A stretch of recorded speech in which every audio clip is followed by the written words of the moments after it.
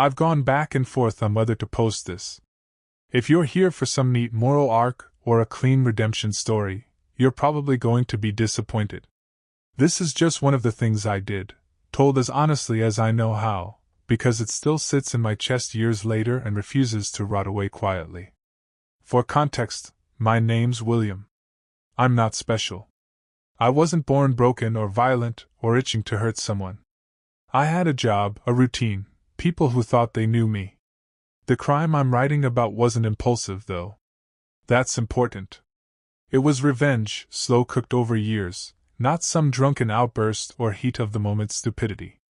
I told myself that planning it made it cleaner, smarter, more justified. The person it was aimed at had taken something from me that I can't get back. Not money. Not a relationship that just didn't work out. Something fundamental. The kind of loss that rearranges your sense of fairness and makes every normal day feel like an insult. I tried doing things the right way first. I went through official channels, swallowed my anger, waited for accountability that never came. Each dead end added another brick to the wall in my head. By the time I decided to act, I wasn't angry all the time anymore. That's the scary part. I was calm. Focused. I had convinced myself this wasn't cruelty, it was balance. Justice minus the paperwork. I didn't think of it as ruining a life, I thought of it as correcting one. I'm sharing this not because I'm proud of it, but because people always talk about revenge like it's explosive and obvious. For me, it was quiet, patient, and deeply personal. And the consequences? Those came fast. Faster than I ever planned for. If you're still reading, I guess you're in it with me now. People think planning a crime looks like blueprints and burner phones and red string on corkboards. For me, it was mostly patience and paperwork. Watching routines. Learning when to shut up and when to ask the right innocent-sounding questions. The kind of prep that looks like living your life normally, just with a second set of eyes open all the time. I didn't wake up one morning and say, "Today I plan revenge." It started smaller. I stopped avoiding reminders of what happened and started studying them. I reread old emails. Replayed conversations in my head, not to torture myself, okay, maybe a little, but to understand where the cracks were. Where I'd been dismissed. Where they'd gotten careless. I made rules for myself early on. No involving anyone who didn't deserve to be involved. No improvising once things were in motion. If I felt rushed or emotional, I paused.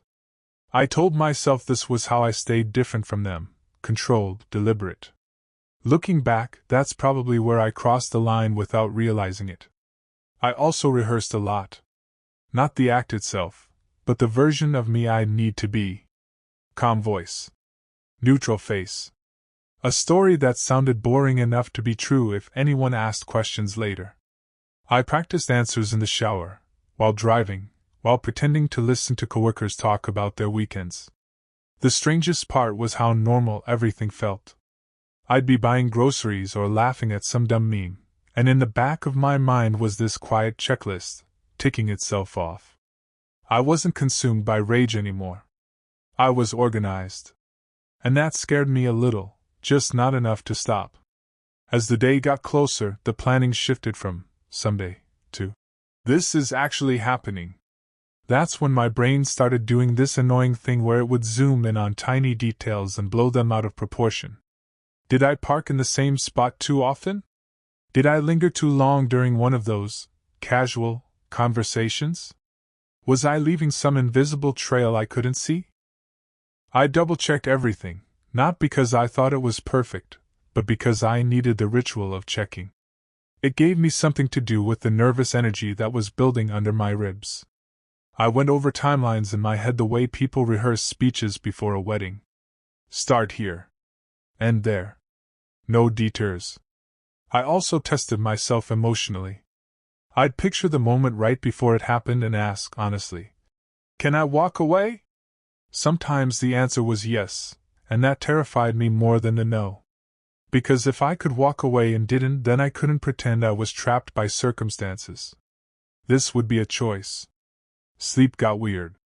I wasn't having nightmares exactly, more like half-dreams where I'd wake up convinced I'd already done it, only to realize I was still lying in my own bed. There was relief in those moments, followed immediately by disappointment. That should have been a warning sign. I ignored it. I didn't tell anyone what I was about to do, not even in vague terms. Silence became part of the preparation. I cut back on talking about anything real, kept things surface level. If no one knew what was inside my head, then no one could talk me out of it. Or worse, see me differently once it was done. By the night before, everything external was ready. The only variable left was me. And I remember thinking, very clearly, that if I hesitated tomorrow, I'd hate myself for the rest of my life. At the time, that felt like the worst possible outcome. The day itself didn't feel dramatic. No thunder, no ominous music in my head. It was painfully ordinary, which somehow made it worse. I remember noticing stupid details. The weather, a cracked tile, the smell of coffee, like my brain was desperately trying to anchor itself in normal life before I stepped out of it. I kept telling myself, just get through the first minute. That was the trick. Don't think about the whole thing. Don't think about after. Just the first minute. Once I crossed that invisible line, momentum took over in a way I hadn't fully anticipated. Seeing them in person again hit harder than I expected. Not because I felt sympathy, but because they looked smaller. Less like the looming figure I'd built up in my head over the years. For a split second, doubt crept in, the dangerous kind that asks whether all this pain, all this planning, was aimed at the right target. Then they spoke. Casual. Unbothered. Like the past was a closed book they'd returned to the shelf without a second thought. And something in me snapped back into place. The version of me I'd practiced becoming slid forward calm and composed, while the real me watched from somewhere deeper, gripping the edges. The first real action felt surreal, like pressing send on an email you can't recall. There was no rush yet, no panic. Just a sharp awareness that this was irreversible. That whatever I'd imagined revenge would feel like, relief, triumph, closure, it wasn't showing up on schedule. Other people were around, and that added a layer of pressure I hadn't fully accounted for. Every sound felt louder. Every movement felt suspicious. I was hyper-aware of my body, my hands, my breathing, my posture, terrified that something invisible was screaming guilty without my consent. And still, I didn't stop. Because stopping at that point wouldn't have undone anything. It would have just meant living with the knowledge that I'd come this far and flinched. So I kept going, even as the weight of what I'd started finally settled in. This is where my neat little plan started to fray. I'd accounted for variables on paper, but real life has this annoying habit of improvising. Someone showed up earlier than expected. A door that was supposed to be unlocked wasn't. A conversation I hadn't planned to have suddenly became unavoidable.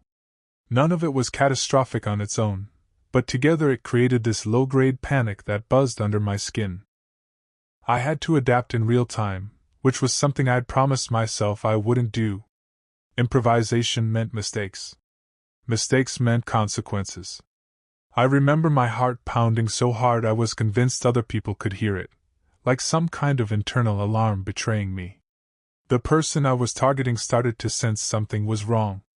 You could see it in their body language, the way their tone shifted, how their eyes lingered on me just a second too long. They asked a question that wasn't in my mental script, and for half a beat, my mind went completely blank. That pause almost gave me away. I recovered barely, leaning on the boring, rehearsed version of myself I'd practiced for weeks. But the energy in the room had changed. What had felt controlled now felt fragile, like glass under pressure. I realized I wasn't just executing a plan anymore. I was actively managing suspicion. There was a moment where I considered aborting everything. Not out of morality, but out of fear. If I walked away right then, I could still pretend this was all hypothetical. But the damage had already started. Pulling back would have raised more questions than finishing. So I pushed through, even as my instincts screamed that I was moving too fast, too exposed. The revenge itself was unfolding, but the cost, the immediate, tangible cost, was beginning to show itself in ways I hadn't prepared for. There's a specific moment when something stops being a plan and becomes a fact. I crossed it without ceremony. Up until then, I could still lie to myself and say this was theoretical, a performance, a bluff, a psychological exercise. But once I took the next step, there was no ambiguity left. I had acted in a way that couldn't be waved off or misunderstood. Whatever happened next, this was officially a crime, not just a grievance with ambition. What surprised me most was how quiet it felt internally. I'd expected a surge, adrenaline, triumph, something cinematic. Instead, my thoughts narrowed. Tunnel vision. My brain switched into this cold, efficient mode where emotions were inconvenient, and everything was reduced to cause and effect. Do this, then that. Say this, not that. The person at the center of it finally understood what was happening. You could see the realization land, heavy and sudden. Their reaction wasn't what I'd fantasized about during all those late-night rehearsals. No dramatic collapse. No confession.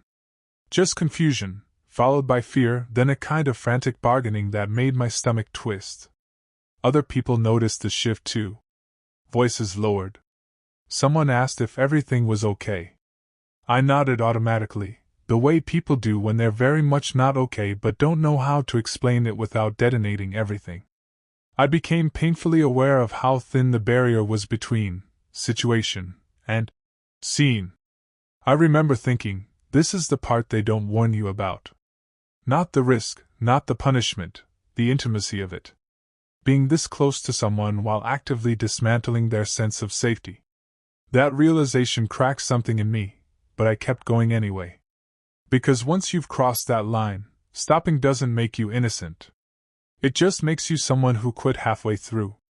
And at that moment, I wasn't ready to live with that version of myself either. The consequences didn't wait for some later chapter of my life. They showed up almost immediately, like I'd tripped a wire I didn't even know was there. Once the core of it was done, once the damage was real and no longer theoretical, the atmosphere shifted hard. People stopped treating the situation as awkward and started treating it as serious. Not dangerous, not yet, but wrong. You can feel that change when it happens. It's like the room collectively inhales and forgets how to exhale. The person I'd targeted wasn't yelling or making a scene. That actually made it worse. They withdrew, went quiet, eyes darting like they were already mapping escape routes or explanations. That silence drew attention faster than any outburst would have. Someone pulled them aside. Someone else looked at me with a frown that lingered too long. I hadn't planned for witnesses in the emotional sense. I'd accounted for physical presence, sure, but not for people noticing vibes. Discomfort spreads fast. Suspicion spreads faster. I realized I was no longer just controlling my own behavior.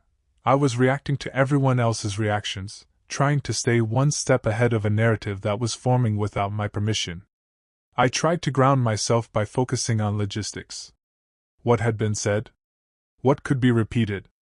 What sounded harmless out of context? I reminded myself that nothing I'd done looked dramatic on the surface. It was subtle. Plausible. That was supposed to be the beauty of it. Still, my hands were shaking. Not visibly, I think, but enough that I clenched them into my pockets and kept my shoulders squared, like posture alone could project innocence. Inside, though, the realization was settling in.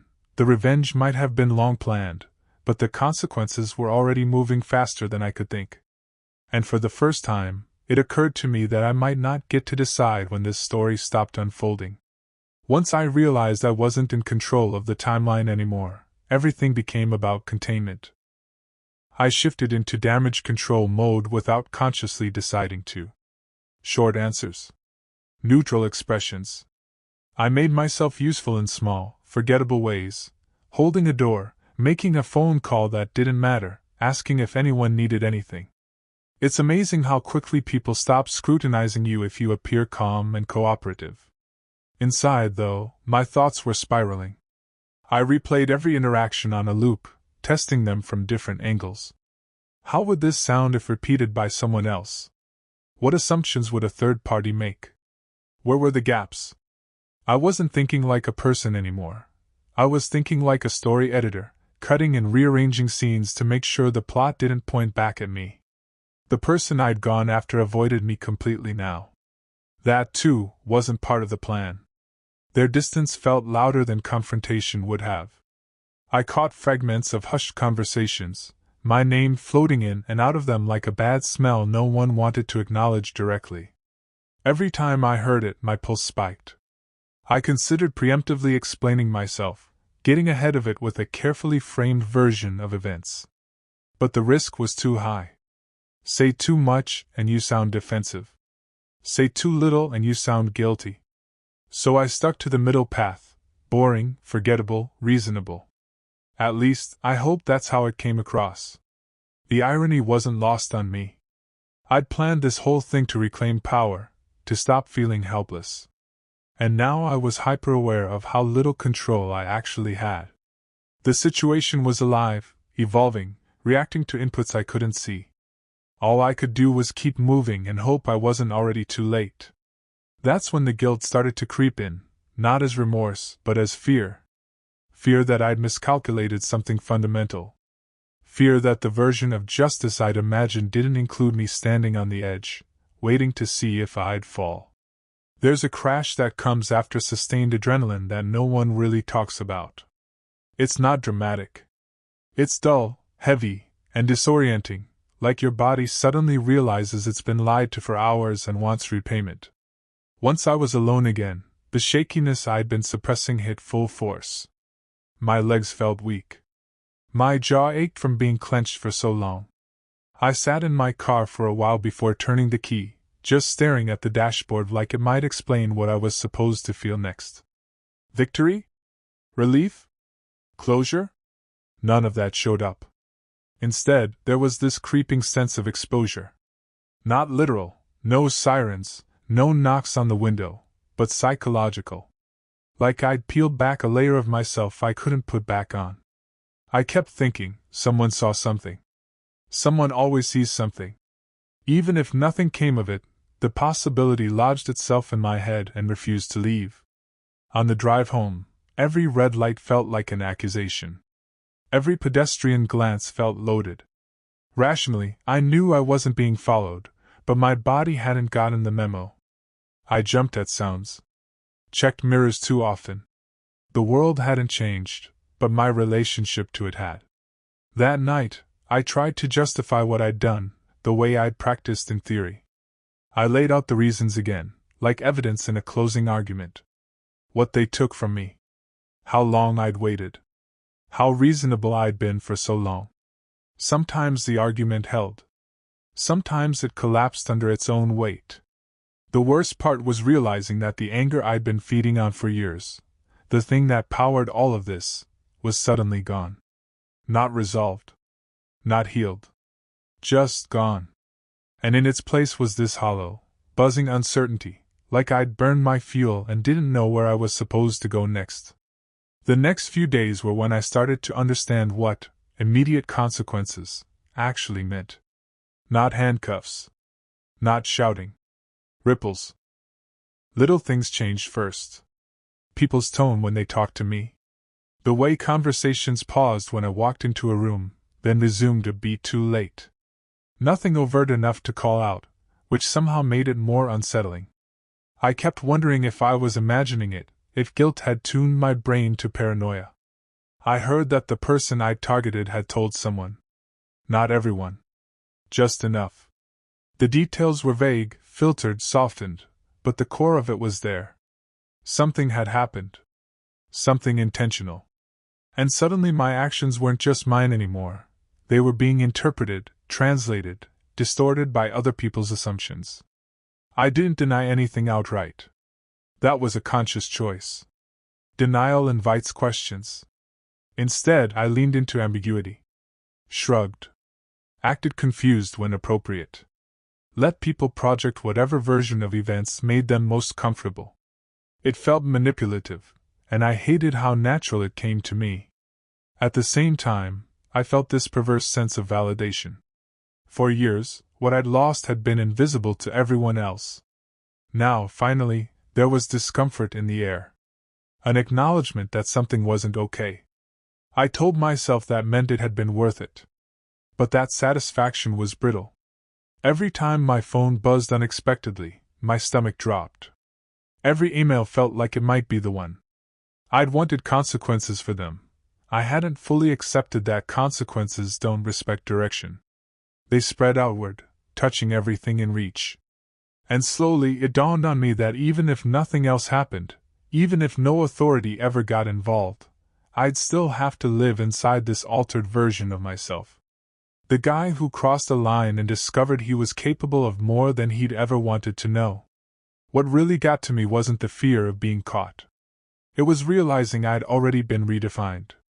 People didn't treat me like a villain, exactly. That would have been easier.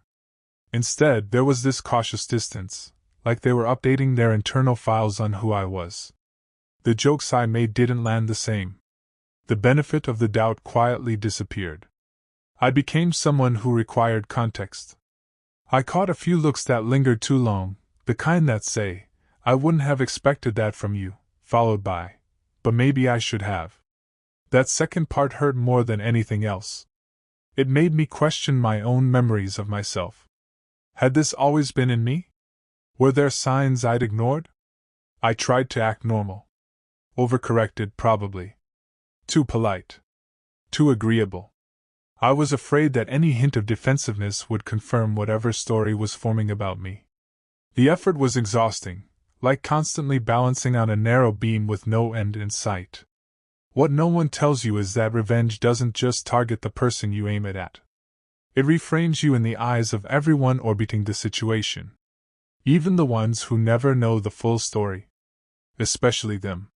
They fill in the blanks with whatever makes sense to them, not to you.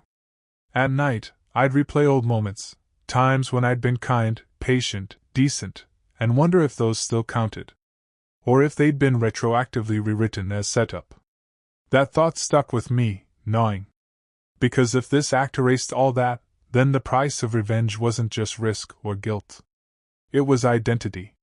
The closest call didn't come with flashing lights or raised voices. It came quietly, wrapped in concern. Someone pulled me aside under the pretense of checking in. They said my name the way people do when they're trying to be gentle but serious. They'd noticed things. Tension. Inconsistencies. They asked a few questions that, on the surface, were harmless. How I was holding up, whether anything stressful had been going on lately. Every answer felt like a trapdoor. I kept my responses slow and boring, the way I'd practiced. Nothing false enough to be a lie, nothing true enough to be useful. Still, I could feel the sweat gather at the base of my neck. My brain was doing math at high speed. If they know X, then they might suspect Y. If they suspect Y, how far does that go? At one point, they mentioned the other person by name, and watched my face carefully. That's when I realized how exposed we all are, all the time. You think you control your expressions until someone is actively studying them. I forced myself to breathe, to keep my reaction proportional, human, unremarkable. They didn't accuse me of anything. That was the worst part. Accusations can be fought. What they offered instead was ambiguity, the sense that I was now on a mental list, even if no one planned to act on it yet. When the conversation ended, they said, "Just be careful, okay?" I nodded and thanked them, and walked away with my legs feeling like rubber. That was the moment I understood how thin my margin really was.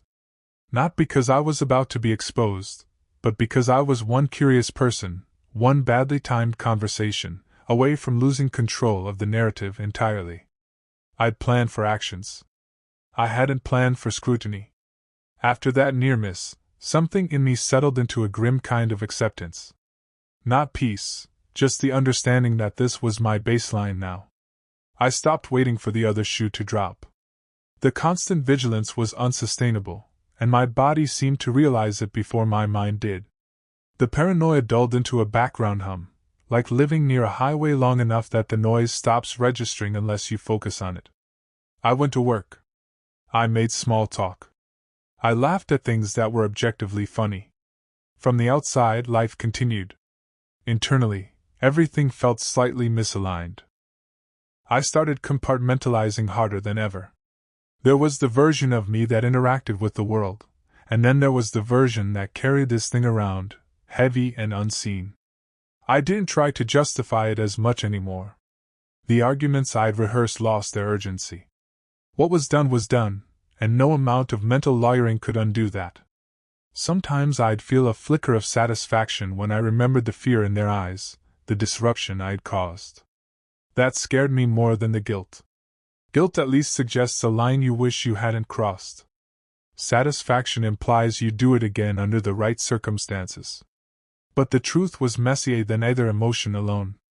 I missed who I'd been before I started planning. I missed believing I was incapable of this kind of thing. That innocence, if that's what it was, turned out to be more fragile than I'd ever imagined. The revenge hadn't consumed my life. It had integrated into it. And that, I think, is the part no one prepares you for. Time didn't absolve anything, but it did clarify a few truths I'd been too close to see before. I was never officially confronted. No charges. No dramatic reckoning. In that narrow, legal sense, I got away with it. But that phrase implies a clean exit, and there wasn't one. What actually happened was quieter and more permanent. Doors closed a little. Trust thinned. Opportunities curved away from me without explanation. The world adjusted, subtly, to accommodate the new shape of who I was. The person I targeted eventually moved on, at least publicly. I heard about it secondhand. New routines. New circles. A visible effort to put distance between themselves and anything that reminded them of that day. Knowing that should have brought relief. Instead, it cemented the reality that I hadn't reclaimed anything I lost. I'd only added weight to the ledger. As for me, I changed how I see myself. Not in a melodramatic, "I'm a monster" way, but in a colder, more useful way. I stopped believing in the version of me who would never cross certain lines. That belief had been a comfort blanket. Losing it forced me to take responsibility for my capacity, not just my intentions. I learned how fast preparation can turn into habit, and how habit can masquerade as character. I learned that revenge doesn't resolve grief, it competes with it, sometimes successfully enough that you mistake the distraction for healing. And I learned that consequences don't need to be loud to be lasting. There's one more thing I need to say, though, and it belongs at the end. Because if there's anything I owe the version of myself who hadn't done this yet, it's honesty. If you're reading this because you're angry, really angry, and telling yourself you're just thinking about revenge, here's the part one wish someone had said to me without softening it. Revenge doesn't feel like a release. It feels like a transaction you can never fully close. You don't get your old life back. You don't get your sense of fairness restored. What you get is a new responsibility, carrying the knowledge of what you're capable of, and the subtle ways that knowledge reshapes your choices, your relationships, your silence. Even when no one else knows you do. And you don't get to unknow it. I'm not here to tell you to forgive. I didn't. I'm not here to say justice will magically appear if you're patient enough. Sometimes it doesn't. That's part of what makes this so tempting. But I am saying that the moment you decide to balance the scales yourself, you're stepping into a role that doesn't come with an exit strategy. If I could go back, I don't know that I'd be strong enough to make a different choice. That's the most uncomfortable truth of all. But I would at least want to understand the cost more clearly before paying it. So if you're standing where I once stood, convincing yourself this will bring closure, pause. Not forever. Just long enough to ask whether you're ready to live with the aftermath, not just the act. Because the act is brief. The consequences are the story that keeps going.